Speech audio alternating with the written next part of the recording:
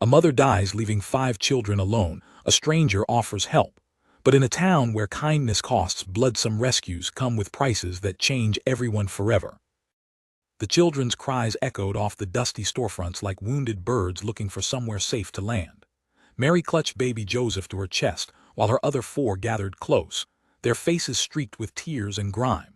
10-year-old Samuel tried to stand tall, tried to be the man their mother had begged him to become in her final breath 3 hours ago, but his shoulders shook with sobs he couldn't hold back anymore.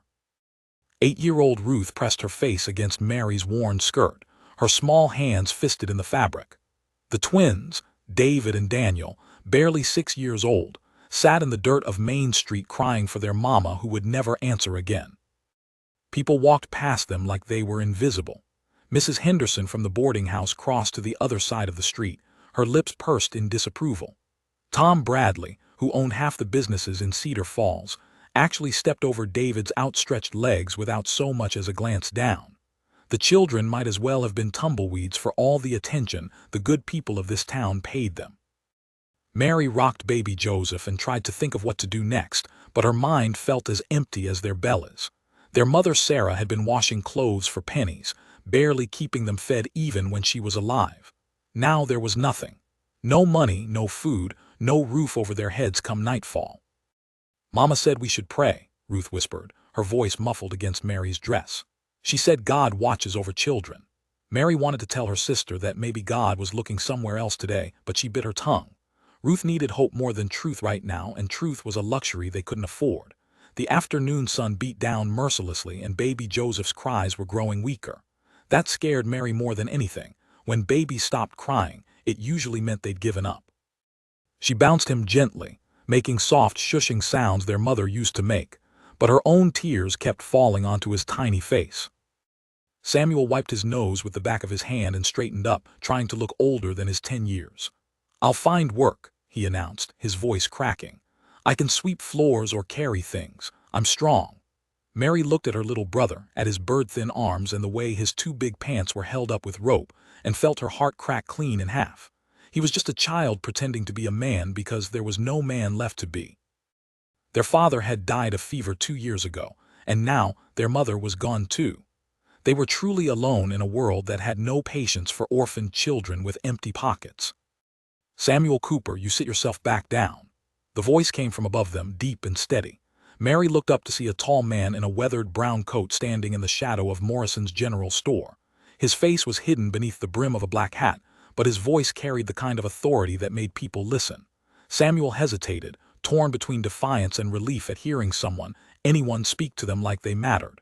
"You children got names?" the man asked, stepping closer. Now Mary could see his face, lined with sun and years, but kind eyes that reminded her somehow of her father. "I'm Mary," she said, her voice barely above a whisper. "This is Samuel, Ruth, and the twins David and Daniel, and baby Joseph." She held the infant closer, protective instincts flaring even in her gratitude. The stranger nodded slowly, taking in each small face with careful attention. "My name's Jacob Morrison. I own the store behind me, and I've been watching you children for the better part of an hour." Mary felt her cheeks burn with shame. They'd been making a spectacle of themselves, crying in the street like beggars. "I'm sorry, sir. We didn't mean to." "You didn't mean to what?" "Grieve for your mother. Worry about where your next meal's coming from." Jacob's voice was gentle but firm. "Child, you got nothing to apologize for. This town, on the other hand," he trailed off, his jaw tightening as he watched another family hurry past without a glance. "When did you last eat?" The question hit Mary like a physical blow. When had they last eaten? Yesterday morning, she thought. Bread and the last of the jam their mother had made before she took sick. Baby Joseph hadn't had milk since this morning, and that was the last they could afford. "Yesterday," Samuel answered when Mary couldn't find her voice. His chin jutted out stubbornly, as if daring the world to pity them. "Yesterday." Jacob repeated the word like it left a bad taste in his mouth. He was quiet for a long moment, studying their faces with an intensity that made Mary squirm. What was he thinking? Was he going to tell them to move along like everyone else had? Tell them they couldn't sit in front of his store anymore? Instead, he surprised her by kneeling down in the dirt, bringing himself to their level. His knees creaked with emotion, but he ignored the discomfort. "I'm going to make you children an offer," he said quietly. "But I want you to understand something first. Nothing in this world is free. Everything costs something, even kindness. Do you understand? Mary nodded slowly, though she wasn't sure she did understand. What could he possibly want from them? They had nothing to give. No money, no possessions except the clothes on their backs and the few things they'd managed to grab when they had to leave their boarding house room. Samuel's eyes narrowed with suspicion, but Ruth pressed closer to Mary, hope blooming across her tear-stained face. The twins stopped crying to listen, their identical blue eyes wide with curiosity. Even baby Joseph seemed to sense the change in the air, his fussing quieting to soft whimpers. "Here's my offer," Jacob continued, his voice carrying across the dusty street like a promise. "Come with me, all of you. I'll feed every one of you, give you clean beds to sleep in, clothes that fit, and honest work for those old enough to handle it. You'll never go hungry under my roof, and you'll never wonder where you'll sleep at night." Mary felt the world tilt sideways. It was too good to be true, too perfect to be real. Nobody helped orphan children out of the goodness of their hearts, not in a world where everyone looked out for themselves first. "What's the cost?" she asked, surprised by the steadiness in her own voice. Jacob's smile was sad but proud. "Smart girl, the cost is simple. You'll be my children now, not just in name but in truth. You'll obey me as you would a father, work alongside me as family should, and trust me to know what's best for you even when you don't understand why. Can you do that?" Samuel opened his mouth to object, but Mary grabbed his arm. She could see the doubt in her brother's eyes, the fear that this was some kind of trap, but what choice did they have? Stay in the streets and hope for charity that would never come. Watch baby Joseph waste away from hunger. "Yes, sir," she said firmly. "We can do that." But even as the words left her mouth, Mary caught sight of something that made her blood run cold. Across the street, partially hidden in the shadows between two buildings, stood Deputy Sheriff Barnes. He was watching them with the kind of interest that made her stomach twist with worry. His hand rested on the butt of his gun, and his face wore the expression of a man who just witnessed something he didn't like. Mary's grip tightened on baby Joseph as a terrible thought crept into her mind. What if Jacob Morrison's kindness was about to cost them more than they could afford to pay? Jacob helped Ruth to her feet, brushing dust from her threadbare dress with hands that seemed too gentle for a man his size. "Come along then. Let's get you fed before we worry about anything else." But Mary couldn't stop watching Deputy Barnes, who had stepped out of the shadows now, his boots clicking against the wooden boardwalk as he approached them with deliberate slowness. Jacob must have noticed her distraction because he followed her gaze, and the warmth in his expression turned to something harder when he spotted the lawman. "Afternoon, Barnes," Jacob called out, his voice carefully neutral. There was history between these two men, Mary realized, the kind that left scars you couldn't see. "Morrison," Barnes replied, tipping his hat in a gesture that held no respect whatsoever. His eyes swept over the children with cold calculation before settling back on Jacob. "Mighty generous of you, taking in strays like this. Hope you know what you're getting yourself into." The word strays hit Mary like a slap. Is that what they were now? Animals to be pitied or cast aside? Samuel's hands clenched into fists at his sides, and she saw the exact moment her little brother decided he'd rather starve with dignity than beg for scraps. But before he could speak, Jacob's hand settled on his shoulder with gentle firmness. "These aren't strays, Deputy. They're children who have lost their mother and need help, something I thought decent folks were supposed to provide." Jacob's voice carried an edge now, sharp enough to cut glass. Barnes smiled, but it was the kind of smile that made Mary think of wolves circling wounded prey. "Oh, I'm sure your intentions are pure as driven snow, Morrison. Always the good Samaritan, aren't you? Just like you were with the Henderson boy last year. How'd that work out for everyone involved?" Mary felt the blood drain from her face. What had happened to the Henderson boy? And why did Jacob's jaw clench like he'd been struck when Barnes mentioned it? "That was different," Jacob said quietly, but Mary heard the pain underneath his words. Whatever had happened, it still haunted him. Barnes heard it too, and his smile widened. "Was it? Young boy, no family, you took him in out of the goodness of your heart. Then he up and disappeared one night and nobody's seen hide nor hair of him since. Mighty strange, if you ask me." The deputy's hand hadn't moved from his gun, Mary noticed. Why would he need a weapon when talking about a missing boy? Unless he thought Jacob was dangerous. Unless he thought they were walking into danger right now. Ruth tugged at Mary's skirt, confused by the tension crackling between the two men. "I'm hungry," she whispered, and the simple honesty of it seemed to break whatever spell had fallen over the group. Jacob knelt down beside Ruth, blocking her view of Barnes with his body. "I know you are, sweetheart. We're going to fix that right now." He scooped up one of the twins, Daniel, Mary thought, though she still had trouble telling them apart, and gestured for the others to follow. "Come on. My store has a kitchen in the back, and I've got beef stew simmering that needs eating." But Barnes wasn't finished with them. "Hold on there, Morrison. These children were found abandoned on a public street. That makes them wards of the state until proper arrangements can be made. I'll need to take them to the county office for processing." Mary's heart stopped. County office meant the orphanage in Millfield, 30 miles away. She'd heard stories about that place, whispered tales of children who went in healthy and came out broken, if they came out at all. "No," she said, the word tearing from her throat like a battle cry. "We're not abandoned. We have family now." Samuel stepped forward, placing himself between Barnes and his siblings with a courage that made Mary's chest ache with pride. "Mr. Morrison said he'd take care of us. That makes us his family, doesn't it?" The deputy laughed, a sound like nails scraping against wood. "Son, that's not how the law works. A man can't just claim children off the street like they're lost puppies. There's paperwork, investigations, proper procedures." His eyes flicked to Jacob with unmistakable malice. "Besides, some folks in this town aren't suitable guardians for impressionable young minds." "And what makes you think you're qualified to judge who's suitable?"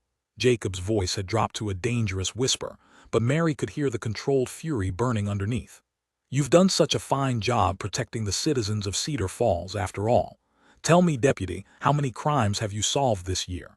How many people have you actually helped?" Barnes' face flushed red, and his hand tightened on his gun grip. Mary realized with growing horror that these two men truly hated each other, and she and her siblings were caught in the middle of whatever war was brewing between them. "Careful, Morrison. That sounds awfully close to interfering with an officer of the law. Wouldn't want me to have to arrest you for obstruction." The threat hung in the air like smoke from a funeral pyre. Mary looked around desperately, hoping to see someone, anyone, who might step in to help them.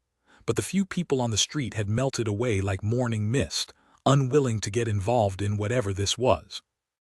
Even Mrs. Henderson had disappeared back into her boarding house, probably barricading the door behind her. They were alone with these two angry men, and whatever history lay between them. Jacob straightened to his full height, and Mary was surprised to realize how tall he really was.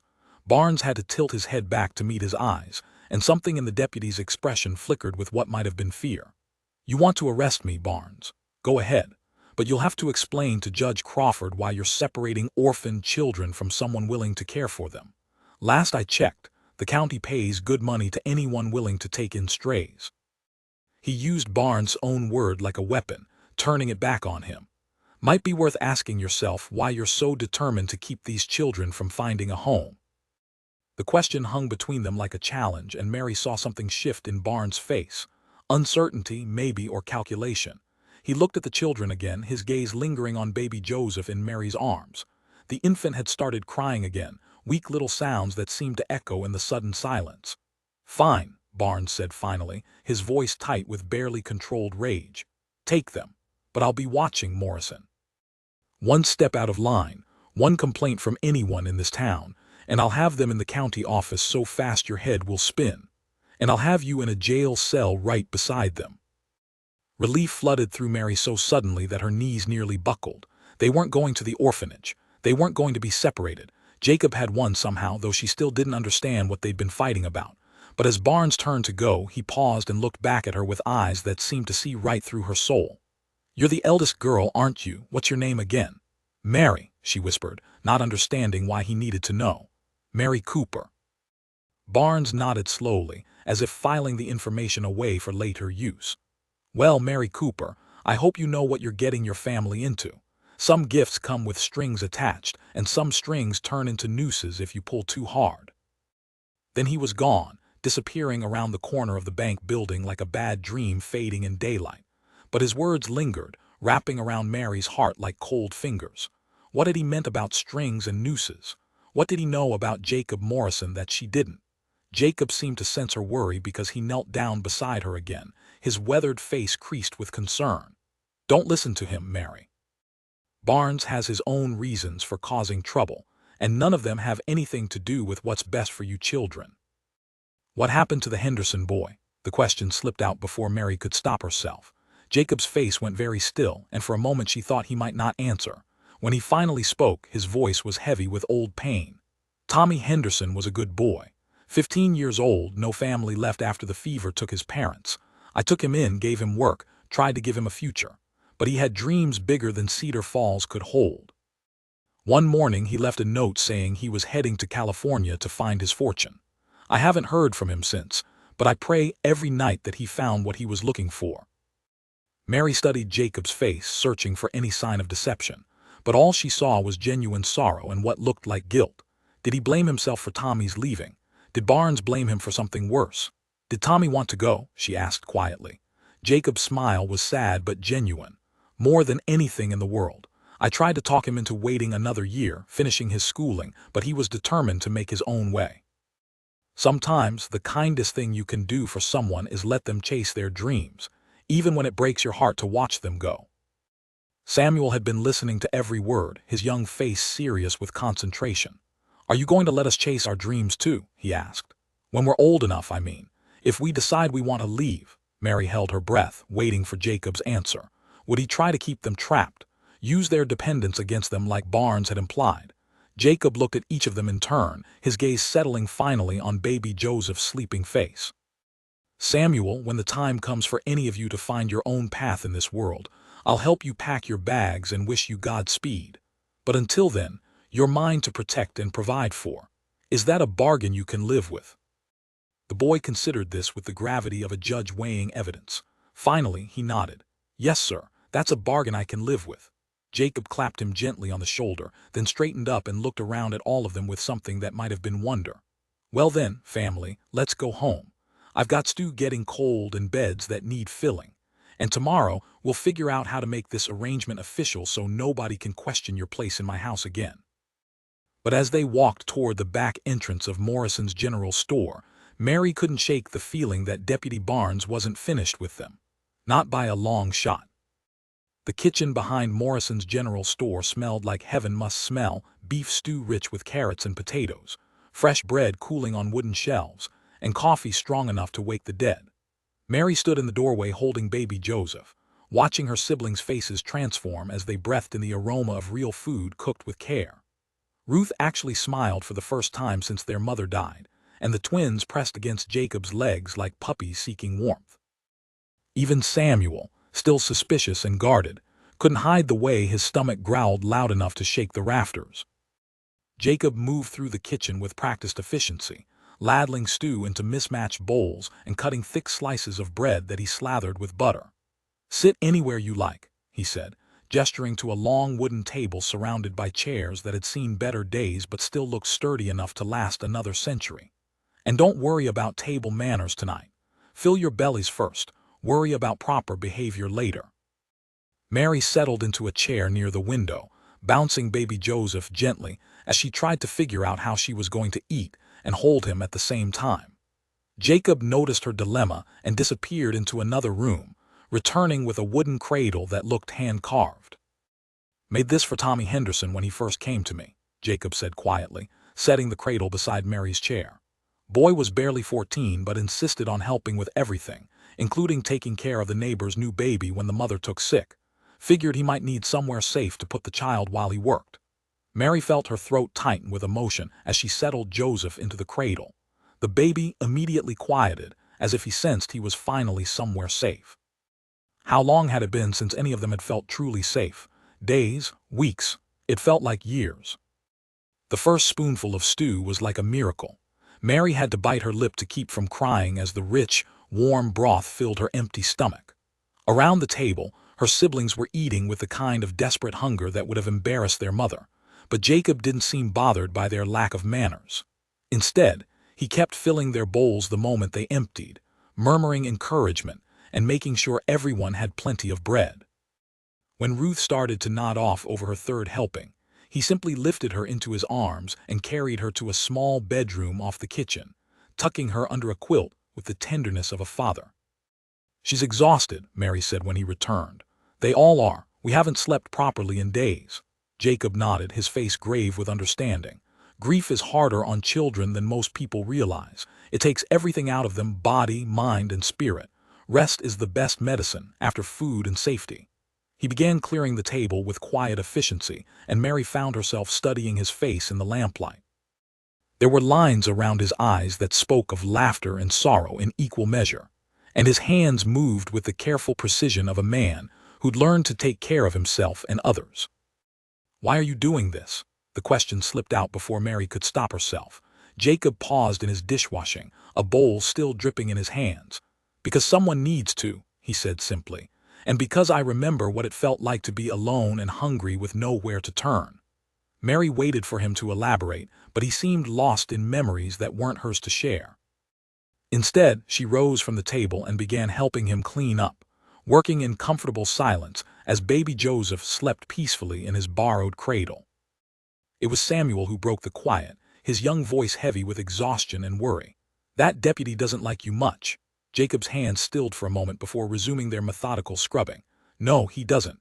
Barnes and I have what you might call a philosophical difference of opinion about how to help people in need." Samuel frowned, trying to puzzle out the meaning behind the careful words. "What kind of difference?" Mary shot her brother a warning look, but Jacob seemed willing to answer. "Barnes believes that charity should come with conditions, that people need to prove they're worthy of help before they receive it. I believe that children who are hungry and scared don't have time for worthiness tests." Jacob set the clean bowl on the drying rack with deliberate care. "Sometimes that puts us on opposite sides of situations that matter." Mary felt a chill run down her spine. "Is that why he threatened you? Because you help people without asking questions?" Jacob's laugh was bitter. "Barnes threatens me because I know things about this town that make him uncomfortable. Things that could cost him his job if the right people found out." The twins had fallen asleep at the table, their heads pillowed on their arms. Jacob gathered them up one at a time, carrying them to a second bedroom that held two small beds with quilts that smelled of lavender and sunshine. Mary followed, helping to pull off tiny boots and tuck small bodies under warm covers. Daniel stirred as she kissed his forehead, murmuring "Mama" in his sleep. Mary's heart clenched, but she whispered back, "Sleep now, little one. You're safe." And for the first time in days, she almost believed it herself. But as they returned to the kitchen, the sound of heavy footsteps on the front porch made them all freeze. 3 sharp knocks echoed through the store, followed by a voice that made Mary's blood turn to ice water. "Morrison, open up, sheriff's business." It was Barnes, and he wasn't alone. Through the front windows, Mary could see the shapes of at least 2 other men silhouetted against the lamplight from the street. Jacob's face had gone very pale, but his voice was steady when he spoke. "Stay here with the children. Don't come out no matter what you hear." "What's happening?" Samuel whispered, fear making his voice crack. Jacob knelt down and gripped the boy's shoulders firmly. "I don't know yet, but I need you to promise me something. If anything goes wrong, if those men try to take you children away, you run. There's a back door that leads to the alley behind Miller's bakery. You know where that is?" Samuel nodded, his eyes wide with terror. "Good. You take your sisters and baby Joseph and you run to the church. Father McKenna will help you. He's a good man who doesn't ask questions when children need sanctuary." The knocking came again, harder this time, rattling the windows. "Morrison, I know you're in there. Don't make this harder than it has to be." Mary grabbed Jacob's arm as he started toward the front of the store. "What do they want? What did you do?" Jacob's smile was sad and tired. "I tried to save 5 children who needed saving. Sometimes that's crime enough in a place like Cedar Falls." He gently pulled free from her grip and walked toward the front door, leaving Mary standing in the kitchen with her heart hammering against her ribs like a caged bird. She could hear voices through the walls, Jacob's calm and steady, Barnes' sharp with authority and something that sounded like triumph. Other voices joined in, men she didn't recognize speaking in low, urgent tones. Samuel crept closer to her, his small hand finding hers in the darkness. "Mary," he whispered, "I'm scared." She squeezed his fingers, trying to project a confidence she didn't feel. "I know, me too, but we have to trust Mr. Morrison. He said he'd take care of us." But even as she spoke the words, Mary was calculating distances. How fast could she gather the sleeping children? How quickly could they reach that back door if everything went wrong? The voices in the front of the store were getting louder now, more heated. She caught fragments of conversation: unlawful custody, proper authorities, investigation pending. Then Jacob's voice, raised in what sounded like genuine anger. "Those children lost their mother today. They need food and shelter, not bureaucratic nonsense." Barnes' response was too quiet to hear, but it made Jacob laugh, a sound like breaking glass. "You want to talk about what's legal, deputy? Let's talk about the Henderson boy you mentioned earlier. Let's talk about what really happened to him." The silence that followed was deafening. Mary held her breath, straining to hear what came next. When Barnes finally spoke, his voice carried a chill that seemed to seep through the walls. "I think you'd better come with us, Morrison, right now. There are some questions that need answering, and I don't think you want to answer them in front of the children." Mary's knees nearly buckled. They were going to arrest Jacob. They were going to take away the first person who'd shown them kindness since their mother died. And then, what would happen to them? Samuel was already moving, his 10-year-old mind working faster than Mary's panic-frozen thoughts. He crept toward the back door, testing the latch with careful fingers. "Mary," he hissed, "we have to get ready. If they take Mr. Morrison, they'll come for us next." She nodded, forcing herself to think clearly. Baby Joseph was still asleep in his cradle. Ruth and the twins were down for the night in their borrowed beds. How could she possibly move them all without waking them, without alerting the men in front? The answer came in the form of Jacob's voice, raised loud enough to be heard clearly through the walls. "If you're determined to do this, Barnes, at least let me bank the fire and lock up properly. I've got a store full of merchandise and children sleeping in back." It was a warning, Mary realized. He was telling them to get ready, buying them time to prepare for whatever was coming next. She squeezed Samuel's hand and whispered, "Wake the twins. Gently. I'll get Ruth and the baby."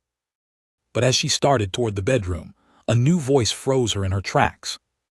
"Actually, Deputy, I think we need to discuss those children too. 5 orphans taken in by a man with Morrison's reputation. The county's going to want to investigate this situation very thoroughly." Mary's heart stopped. They weren't just taking Jacob. They were coming for all of them. And whatever Jacob Morrison's reputation was, whatever secrets he'd been keeping, the children were about to pay the price for his kindness. Samuel met her eyes across the dim kitchen, and she saw her own terror reflected in his young face. They were out of time. The sanctuary Jacob had offered them was about to become a trap, and their only choice was to run into a night that held no promises except the bitter certainty that they were alone again. Mary's hands shook as she lifted baby Joseph from his cradle, wrapping him in the soft quilt Jacob had tucked around him. The infant stirred but didn't wake, his tiny face peaceful in sleep despite the chaos brewing around them. Samuel had already disappeared into the bedroom where the twins lay sleeping, and Mary could hear him whispering urgently to them, trying to wake them without causing a fuss. Ruth appeared in the kitchen doorway, rubbing sleep from her eyes, her hair a tangle of curls around her confused face. "Mary, what's happening?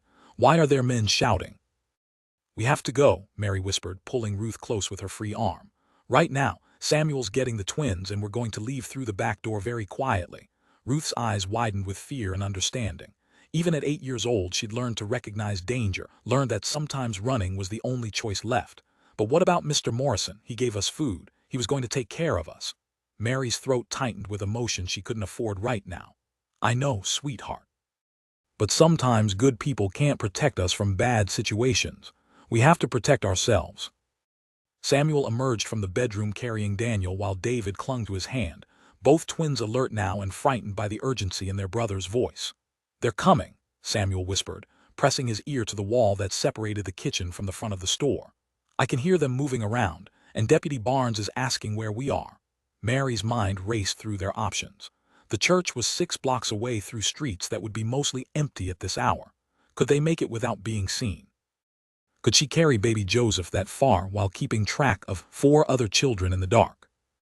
The sound of heavy boots approaching the kitchen made the decision for her.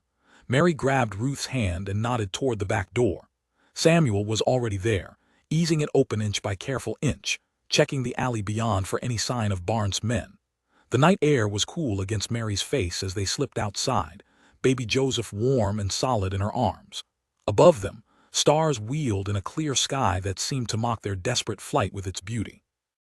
Behind them, she could hear Jacob's voice raised in what sounded like an argument, trying to keep the men's attention focused on him instead of searching for the children. They moved through the alley like ghosts, Samuel leading the way with David's hand firmly in his grip, Mary following with Ruth pressed close to her side, and baby Joseph starting to fuss softly at the strange sounds and smells. Daniel had wrapped his arms around Samuel's neck and was being carried piggyback style, his eyes wide and watchful in the dim light filtering down from the windows above. Every shadow could hide a deputy, every sound could be pursuit. Mary found herself holding her breath as they crept past the back of Miller's bakery, the smell of tomorrow's bread dough rising in the ovens making her stomach clench with sudden hunger. They'd made it 2 blocks when they heard the shouts behind them, men's voices raised in anger and alarm, and Barnes' distinctive bark cutting through the night air.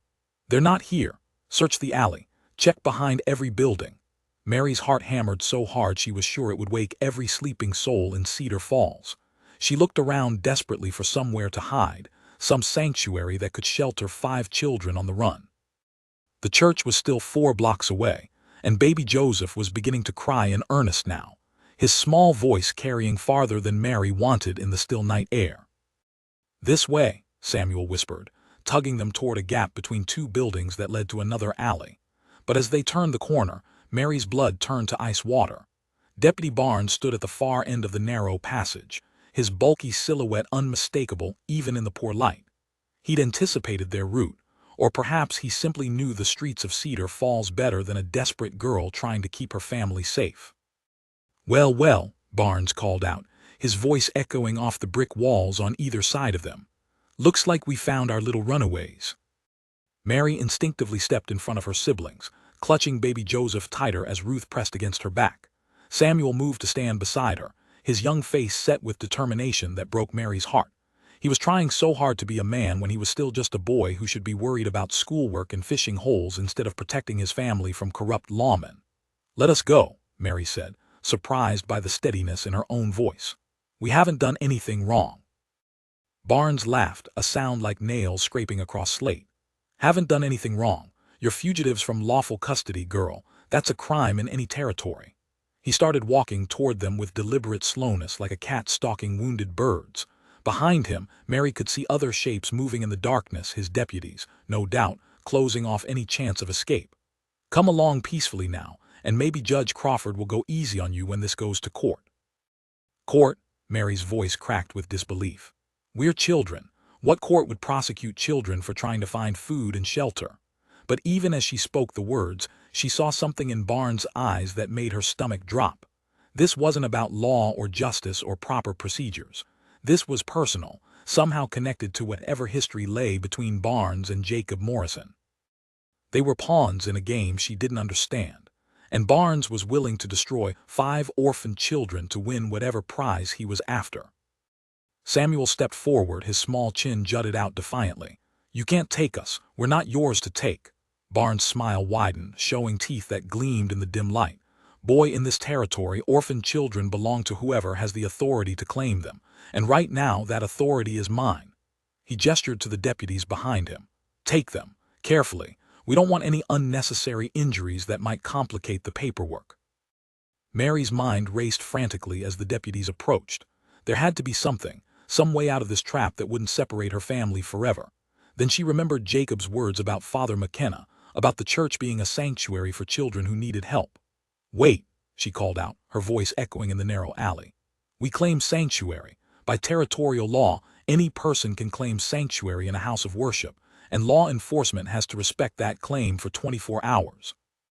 Barnes stopped walking, his face twisting with frustration. Mary held her breath, praying she'd remembered the law correctly. She'd heard her father discuss it once with their neighbor, something about old laws that protected people from immediate arrest if they could reach consecrated ground.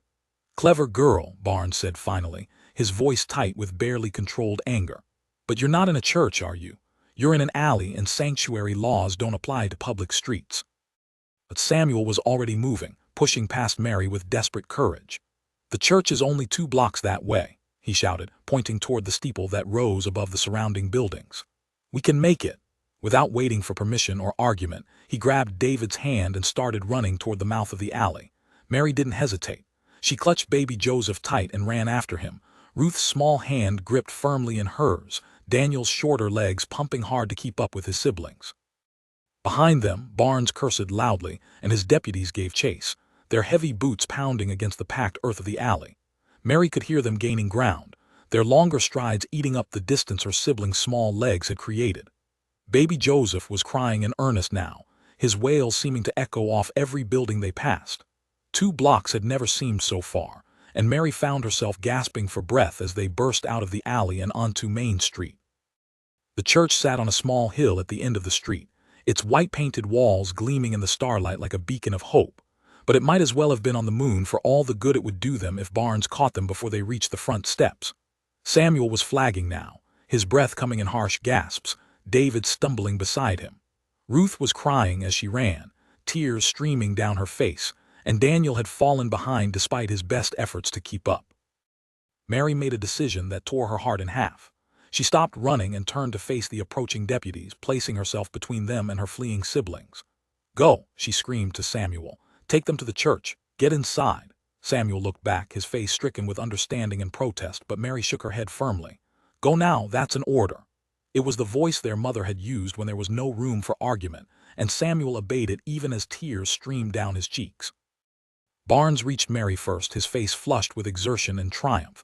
"Foolish girl, you could have made this easy on everyone." Mary lifted her chin, still clutching baby Joseph protectively. "My siblings are going to reach that church, and then you'll have to wait 24 hours before you can touch them.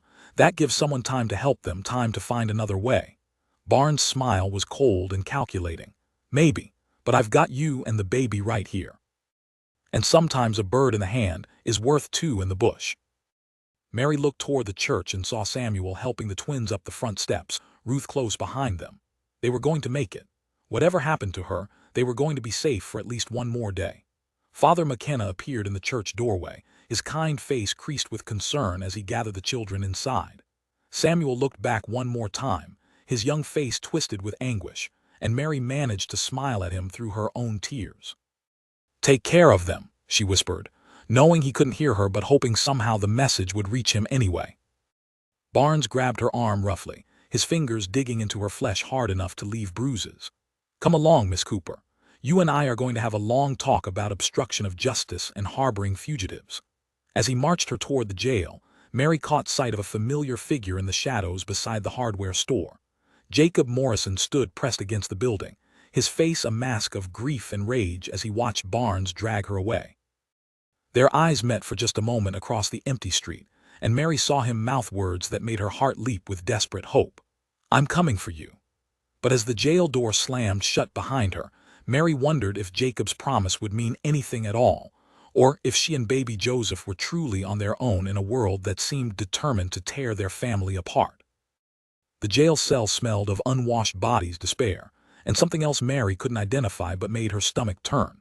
She sat on the narrow cot with baby Joseph cradled against her chest, trying to keep him calm while her own heart hammered with fear and rage.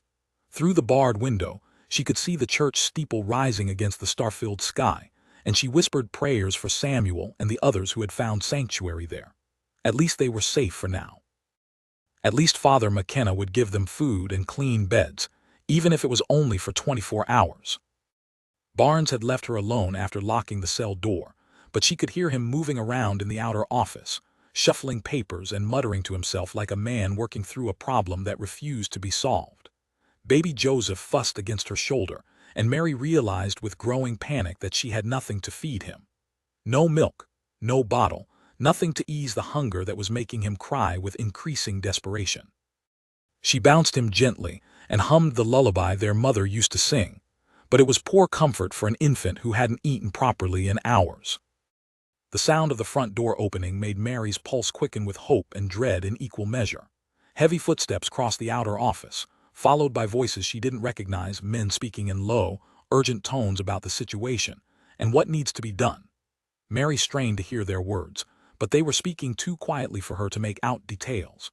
What she could hear was the tension in their voices, the kind of careful planning that suggested something significant was about to happen. Then Jacob's voice cut through the murmur of conversation like a knife through silk. "Barnes, you son of a bitch, what have you done?" Mary pressed her face to the bars, trying to see into the outer office, but the angle was wrong. All she could make out were shadows moving across the lamplight that spilled through the doorway. "Morrison," Barnes replied, his voice smooth with satisfaction. "Nice of you to join us. We were just discussing your future accommodations." "Where are the children?" Jacob's voice was deadly quiet, the kind of calm that came before storms. Mary heard the scrape of chair legs against wood, then Barnes speaking again with mock regret. The older ones claimed sanctuary at the church, as I'm sure you know, but the girl and the baby are right here, safe and sound in protective custody. Amazing how protective custody can be when applied properly. Mary's grip tightened on baby Joseph as she realized Barnes was using them as bait, dangling their safety in front of Jacob like a carrot before a starving horse. Let them go, Barnes. Your fight is with me, not with 5 orphan children. There was pain in Jacob's voice now, raw and bleeding, and Mary found herself holding her breath as she waited for Barnes' response. Oh, but that's where you're wrong, Morrison. Those children are evidence now. Evidence of your pattern of taking in strays without proper legal procedures. The territorial judge is going to be very interested in hearing about your methods. Mary heard the sound of someone standing up abruptly, followed by other men moving quickly. Sit down, Morrison, Barnes commanded, his voice sharp with authority. You're not in any position to make demands. In fact, you're under arrest for interfering with a lawful investigation, harboring fugitives, and suspicion of child endangerment. The words hit Mary like physical blows. Child endangerment. Jacob had saved them, fed them, given them the first kindness they'd known since their mother died. How could that be a crime? You can't make those charges stick, and you know it, Jacob said, but Mary could hear the exhaustion creeping into his voice. Judge Crawford will see right through this charade. Barnes laughed, a sound like glass breaking. Will he, when I tell him about Tommy Henderson, about how you took in a 15-year-old boy and then he mysteriously disappeared one night, about how there were rumors he'd been seen with bruises, how he seemed afraid of you toward the end? Mary's blood ran cold. Whatever had happened to Tommy Henderson, Barnes was twisting it into something ugly, something that could destroy Jacob's reputation forever. Tommy left because he wanted to find his fortune in California, Jacob protested, but his voice lacked conviction now. He left a note. I showed it to you myself. Did you? Or did you write that note yourself after you did something to silence a boy who was getting ready to talk about what really went on in your house? Barnes' voice was silky with malice, weaving a story that sounded plausible even though Mary knew it had to be lies. Jacob had been nothing but kind to them, nothing but gentle and protective. But lies told with enough conviction could sound like truth to people who wanted to believe them. Baby Joseph's crying was getting louder now, his small body rigid with hunger and distress. Mary stood up and began pacing the tiny cell, bouncing him gently and whispering soothing words that seemed to have no effect. Through the bars, she could hear the conversation in the outer office taking a darker turn. More men had arrived, their voices blending into a chorus of accusation and threat.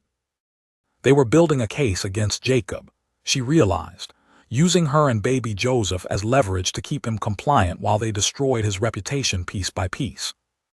The sound of the outer door opening again made Mary pause in her pacing. This time, the footsteps were different, lighter, more confident, accompanied by a voice that carried unmistakable authority.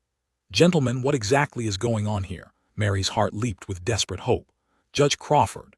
She'd heard her father speak of him with respect, calling him a fair man who didn't let politics cloud his judgment.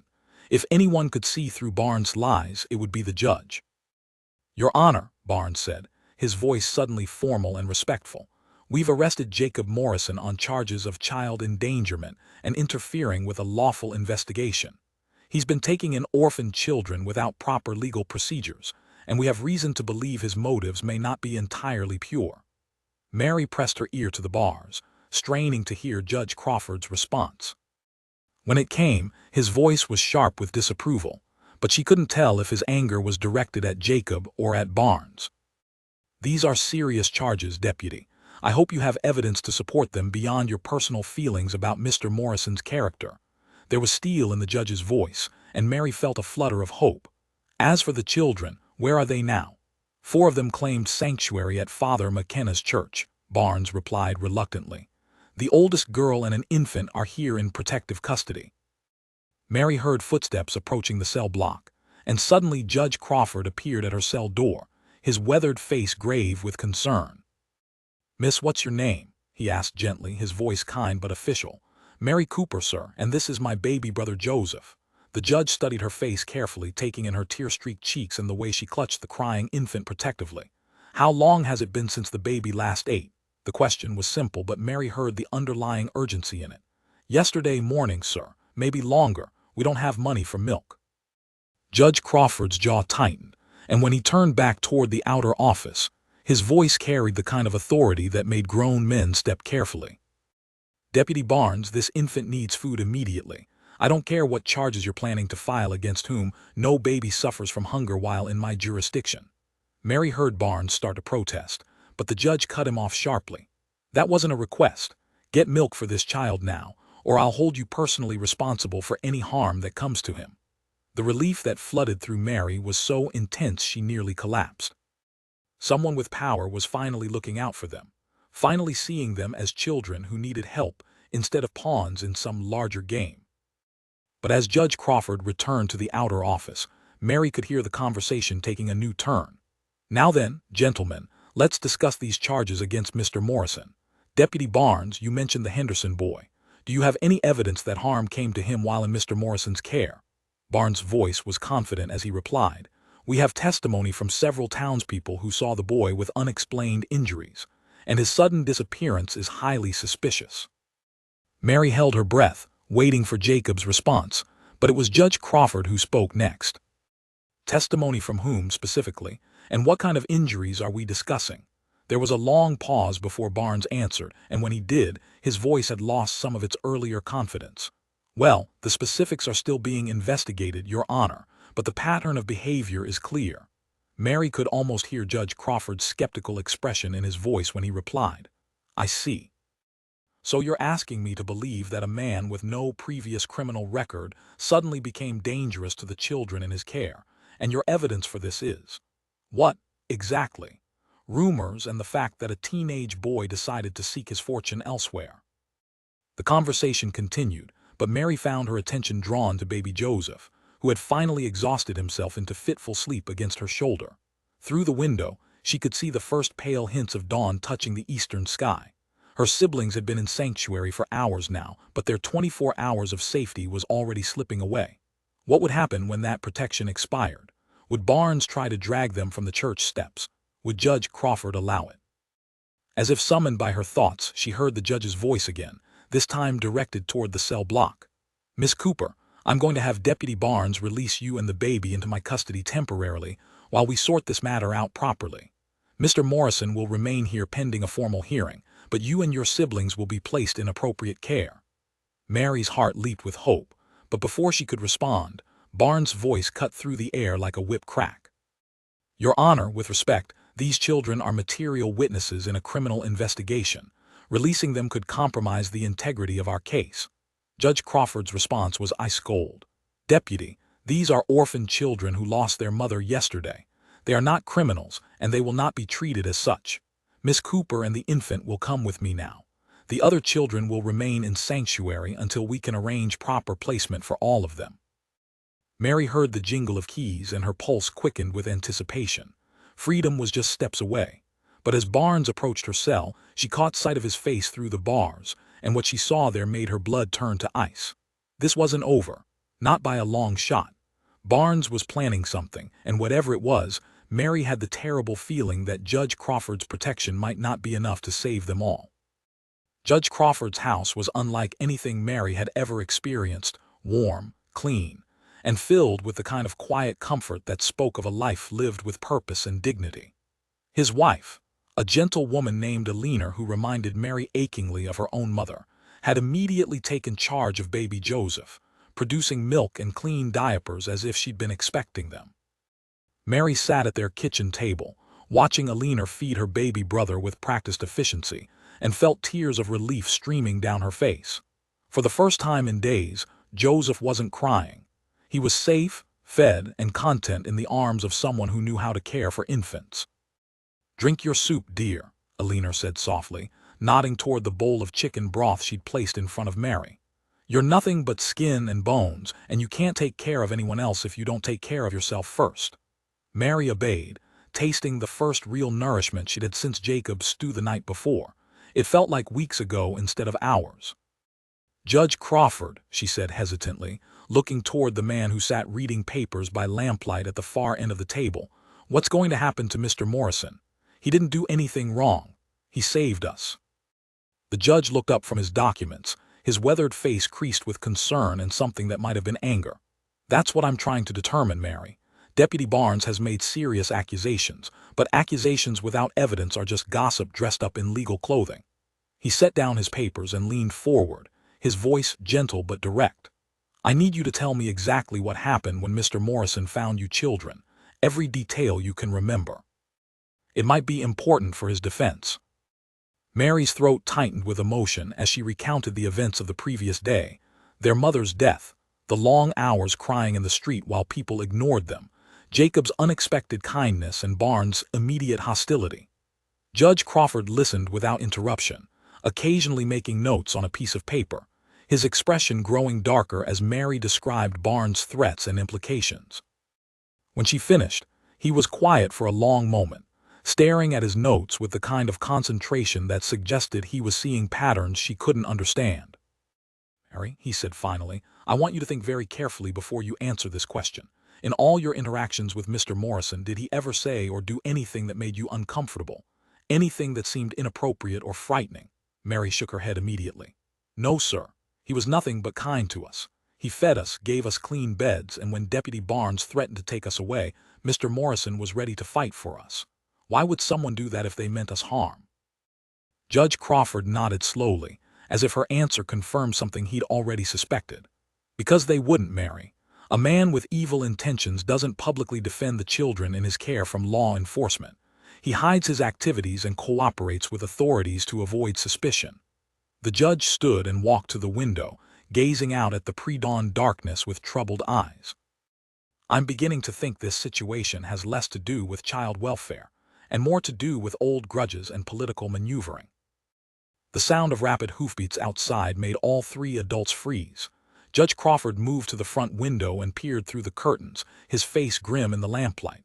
Alina, take Mary and the baby upstairs. Now. The urgency in his voice sent ice through Mary's veins. Something was wrong, something beyond even the chaos they'd already endured. Alina didn't question her husband's command. She scooped up baby Joseph and grabbed Mary's hand, pulling her toward the staircase as the judge moved toward his gun cabinet.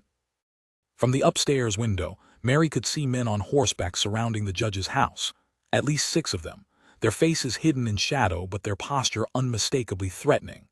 One of them dismounted and approached the front door with the confident swagger of someone who expected to be obeyed without question. Even in the poor light, Mary recognized Deputy Barnes' bulky silhouette. Behind him, she could make out other shapes she didn't recognize, men who didn't wear badges but carried themselves with the kind of casual violence that made her skin crawl. Judge Crawford, Barnes called out, his voice carrying clearly in the still morning air. We need to discuss the custody situation for those children. There's been new developments. Alina pulled Mary away from the window, her face pale with fear. Stay here, she whispered, settling baby Joseph in a wooden cradle beside the bed. Whatever happens, you protect that baby. Do you understand me? Mary nodded, though she didn't understand anything about what was happening. Why were there so many men? Why did Alina look so frightened? The sound of the front door opening drifted up from below, followed by Judge Crawford's voice, steady but strained. Barnes, this is highly irregular. Official business should be conducted during normal hours and through proper channels. Barnes' laugh was ugly, filled with the kind of triumph that made Mary's stomach turn. This couldn't wait, Your Honor. We've received new information about Morrison's activities, disturbing information that changes everything. Mary crept closer to the top of the stairs, trying to hear the conversation below.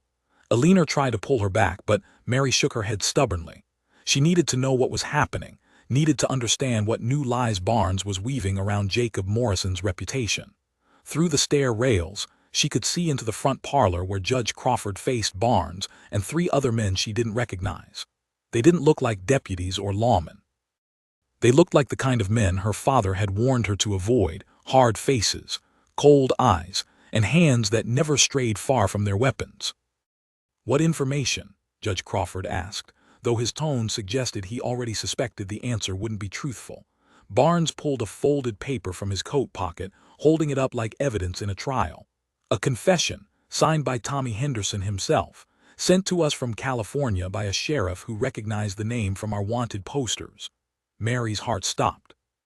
Tommy Henderson, the boy who had supposedly run away to seek his fortune, was alive and apparently willing to accuse Jacob of wrongdoing. Judge Crawford took the paper and read it carefully, his face revealing nothing of his thoughts. When he looked up, his expression was troubled but not convinced. This document claims that Mr. Morrison physically abused Tommy Henderson and threatened to kill him if he spoke about it to anyone. That's a serious accusation. But I notice this confession is conveniently vague about specifics, and the handwriting doesn't match the samples of Tommy's writing that I have on file from his school records. Barnes' face flushed with anger. Are you questioning the authenticity of legal documents, Your Honor? Because that sounds like obstruction of justice to me. The threat in his voice was barely concealed now, and Mary saw Judge Crawford's hand move closer to the gun at his hip. I'm questioning everything about this situation, Deputy. Starting with why you need armed men to serve legal papers, and ending with why this supposed confession appeared so conveniently, just when your case against Morrison was falling apart. One of the men behind Barnes stepped forward, his hand resting openly on his gun butt. Maybe we should just take the children and sort out the legalities later, he suggested, his voice carrying the kind of casual menace that made Mary's blood freeze. After all, they're just orphans. Nobody's going to miss them if they disappear for a while.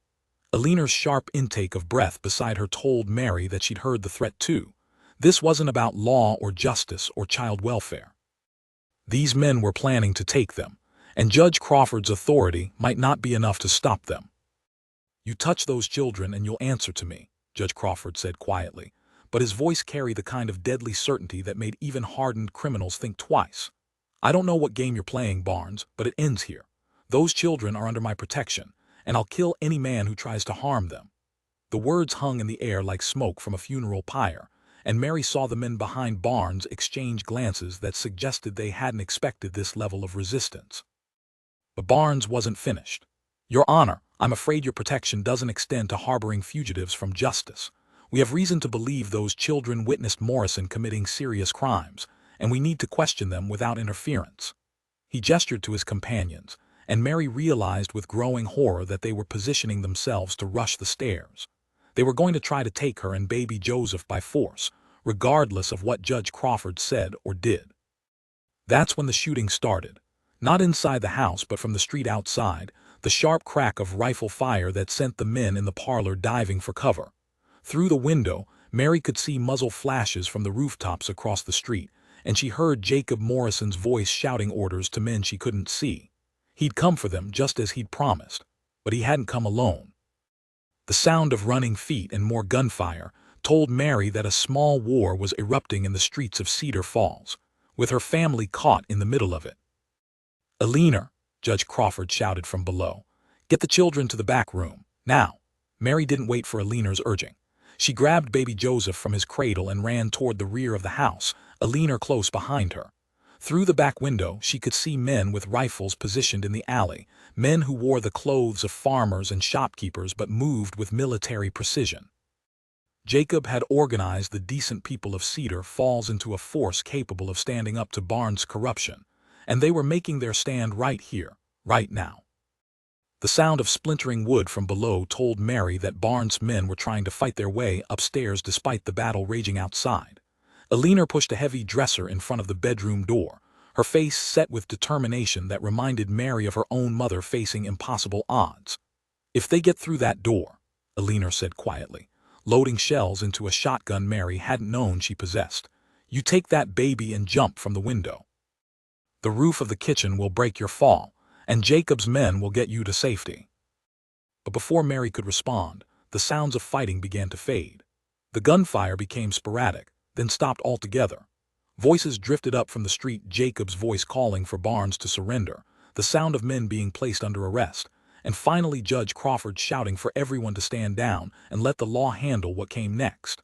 Mary pressed her face to the window and saw Barnes being marched down the street in shackles, his face twisted with rage and defeat.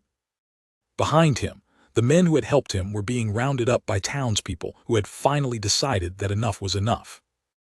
Jacob appeared at the front door of the judge's house, his face streaked with dirt and worry but his eyes bright with relief when he saw Mary in the window. "Are you all right?" he called up to her, and Mary found herself crying again, not from fear this time but from overwhelming gratitude. "We're safe," she called back. "All of us." Jacob's smile was worth all the terror of the past 24 hours, and Mary knew with absolute certainty that their family was finally, truly going to be together. 6 months later, Mary stood in the kitchen of Morrison's General Store, watching baby Joseph take his first wobbling steps toward Samuel's outstretched arms. The adoption papers were signed and legal, making them Morrisons now in name as well as heart. Ruth was helping Jacob stock shelves while humming softly to herself, and the twins were outside playing with other children their age. Something that would have been impossible before Jacob gave them a real home and a place in the community. Barnes was serving 20 years in territorial prison for corruption and conspiracy, and Tommy Henderson had been found alive and well in San Francisco, his supposed confession revealed as a complete fabrication.